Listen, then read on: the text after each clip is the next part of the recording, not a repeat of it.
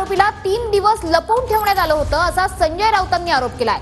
नशेचा अंश रिपोर्टमध्ये येऊ नये म्हणून आरोपीला लपवलं होतं असे गंभीर आरोप संजय राऊतांनी केलेत। त्याच्या शरीरातली नशेचा अंमल हा मेडिकल रिपोर्टमध्ये येऊ नये यासाठी 3 दिवस त्यांना फरार ठेवण्यात आलं आणि आता त्यांना आणलेलं आहे।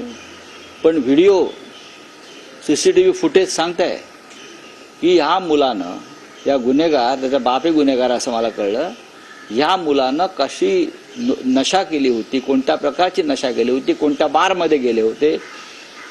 आणि बाप सांगतोय मुलाला अपघात झाल्यावर पळून जा आणि ड्रायव्हर जो आहे त्याला गाडीवर बसवा। संपूर्ण कुटुंब गुन्हेगार आहे आणि ह्या मुलाला सजाए मौत, फाशीची शिक्षा मुंबई पोलिसांनी मागायला हवी आणि हा खटला फास्ट ट्रॅक कोर्टात चालला पाहिजे।